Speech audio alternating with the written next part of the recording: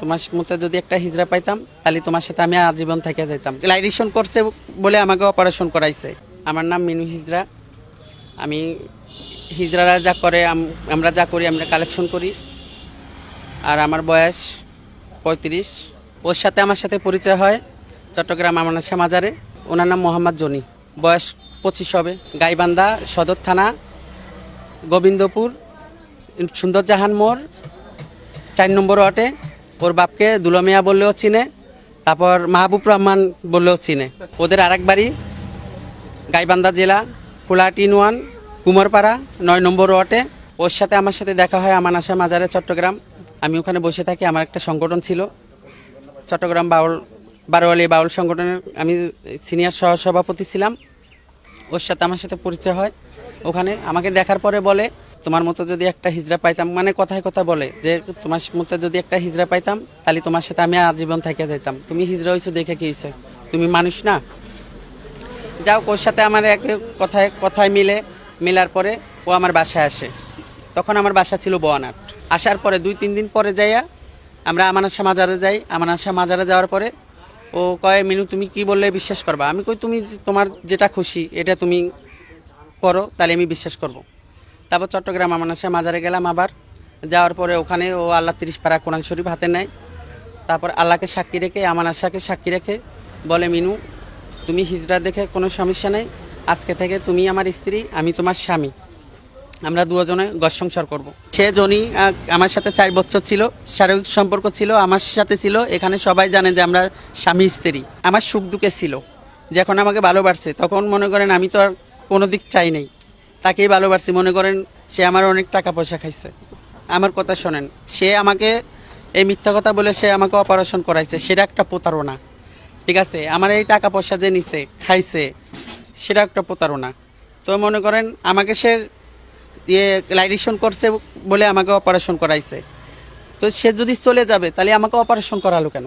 যখন আমার সাথে আসছে তখন বলছে ওর কোনো মা নাই, বাবা নাই। 5 মাস পরে শুনি ও বলে যে আমার মা আছে, বাবা আছে। তো ওর কাছে আবার মুখস্থ নাম্বার ছিল, সেই নাম্বার থেকে ও ওর মাকে কল দিছে। মাকে কল দেওয়ার পরে আমি বলছি, তোমার মার সাথে আমাকে কথা বলাই দাও।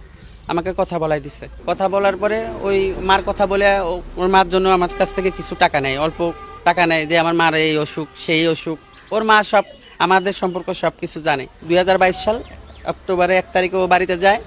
যাওয়ার পরে ও আমার থেকে বিকাশে টাকা নেয়, আসার কথা বলে 2 বার টাকা নেয়। একবার 1000 টাকা নিচ্ছে, প্রথমবার নিচ্ছে 500 টাকা। তো বলছে, মিনু আমার কাছে অল্প টাকা আছে, গাড়ি ভাড়া বেশি না, 1200 টাকা, আমরা দুজনে আমি আসবো, আমার জন্য টেনশন করিস না।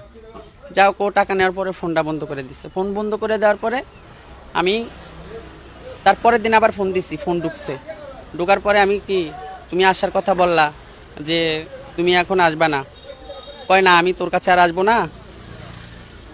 আমি বলছি, কেন আসবা না তুমি তো তোমার দোকান দিয়ে দিছিলাম, সে টাকা পয়সা তোমার কাছে, অথচ তুমি অন্যভাবে আমার কাছে টাকা নিছো, টাকা পয়সা। আর তুমি আমাকে ভালোবাসা দিছো কেন? তুমি আমাকে ভালোবাসছো, আমি তোমাকে ভালোবাসছি, এখন আসবে না কেন? কয় না, আমি এখন আসবো না, আমার তো এতদিন বাড়িতে মামলা ছিল, সে মামলার কারণে আমি ওখানে ছিলাম তোর কাছে। ওদের আমি বাড়িতে যাই অক্টোবরের 15 তারিখ। যাওয়ার পরে ওর টাউনে যে বাড়ি, ওই বাড়িতে যাই ওর মার সাথে কথা বলি। এলাকার মানুষ ভিড় হয়ে যায়। ভিড় হওয়ার পরে সবাই তাদেরকে আমি বুঝাই, ওর মা কোনো কথা অ্যালাউ দেয় না। ওর মা যে সব কিছু জানে এ কথাও ওর মা বলে না কাউকে। যাও, আমি কান্নাকাটি করলাম, ওখান থেকে গেলাম। ওদের আরেক বাড়ি আছে, আমি ওখান থেকে, আমাদের হিজড়ারা আছে, আমাদের হিজড়ারা থাকে, তার নাম হলো মৌ, তার বাসায় আমি থাকি। থাকার পরে 16 তারিখ সকালে আমি যাই তাদের গ্রামে বাড়ি, শুনি যে ও গ্রামে বাড়িতে আছে। এই বাড়ি থেকে আমি যাওয়ার পরে পলাই চলে গেছে। ওদের গ্রামে বাড়ি কুলাহাটি ইউনিয়ন, কুমারপাড়া 9 নম্বর ওয়ার্ডে, সার বিটে করলে চিনে।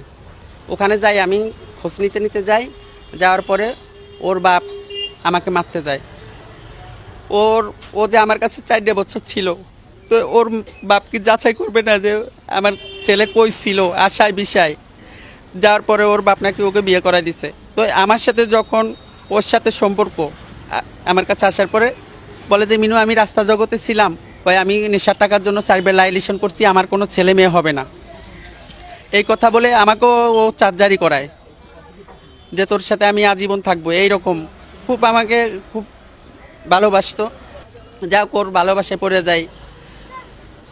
ও আমাকে অপারেশন করে নিয়ে আসার পরে তো মনে করেন ওর ওর বাড়িতে যায়, ওর বাপ যে আমাকে মারতে যায়, কিন্তু ওর বাপ যাচাই করলো না যে 4 বছরে আমার ছেলে কই ছিল।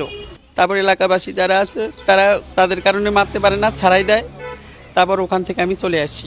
এই বাসায় যারা আছে জানে আমার ঘরে বিটে টাকা না দিলে, মনে করেন 2000 3000 টাকা যদি না দিতাম, আমার ঘরে বিটে প্রমাণ আছে। আর এখানে আমি যে বাসায় থাকি কলোনির সবাই জানে ও আমাকে মারধর করতো, মদ খেয়ে এসে মারধর করতো। আমার ঘরে প্রমাণ আছে। আমার যাওয়ার কয়দিন আগে একটা টিভি ভেঙে গেছে 20,000 টাকা দামের, দোকান দিয়ে দিছিলাম কুলিং কর্নার। আমার টাকা আমার কাছে সব ছিল না, হয়তো মানুষের কাছ থেকে কিছু নিয়ে দিছি আর কিছু আমার ছিল।